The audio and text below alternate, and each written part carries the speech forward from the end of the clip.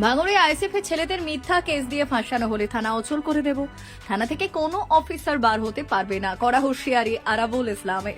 যদি মিথ্যেভাবে আমাদের ছেলেদের নামে কেস দেওয়া হয়, গোটা থানা অচল করে দেবো।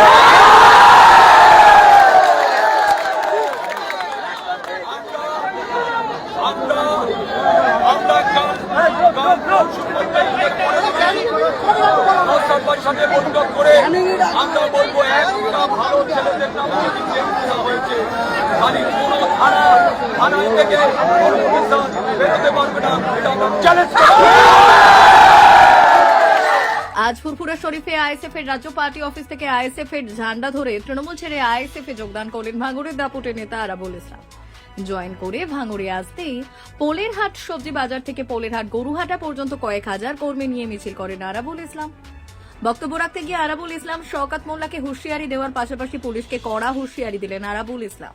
তিনি বলেন, ভাঙড়ে আইএসএফ এর ছেলেদের মিথ্যে কেস দিয়ে ফাঁসানো হলে থানা অচল করে দেব। থানা থেকে কোনো অফিসার বার হতে পারবে না, কড়া হুঁশিয়ারি আরাবুল ইসলামের।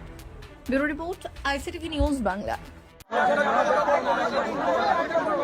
আমি বড় ভাইজানের সাথে কথা বলেছি, তারপরে ছোট ভাইজানের সাথে কথা বলেছি।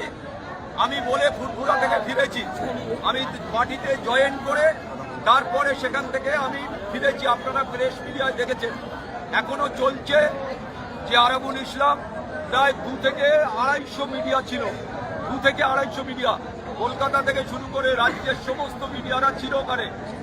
আপনারা দেখেছেন, এখনো দেখবেন, এটা চলতে থাকবে।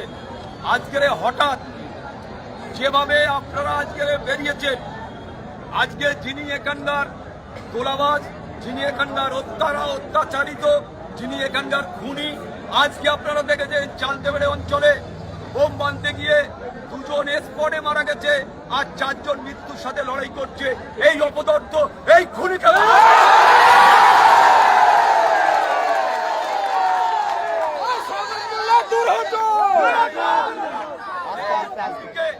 ভাঙড় থেকে হটাতে হবে। ভাইকে লক্ষাধিক ভোটে ভাঙড় থেকে আমরা এবারে জেতাতে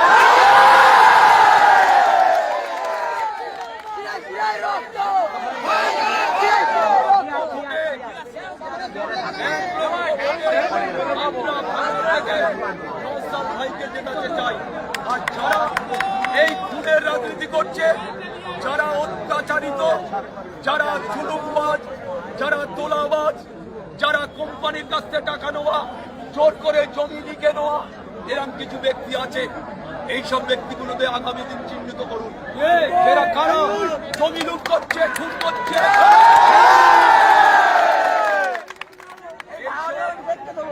এইসব লুটকারী দলেরা এই লুটের দলেদের চিহ্নিত করে এবারে নির্বাচন অবাধ সুষ্ঠু নির্বাচন হবে। আমরা ভাঙড় ক্যানিং, আমরা এই প্রস্তাব নয়,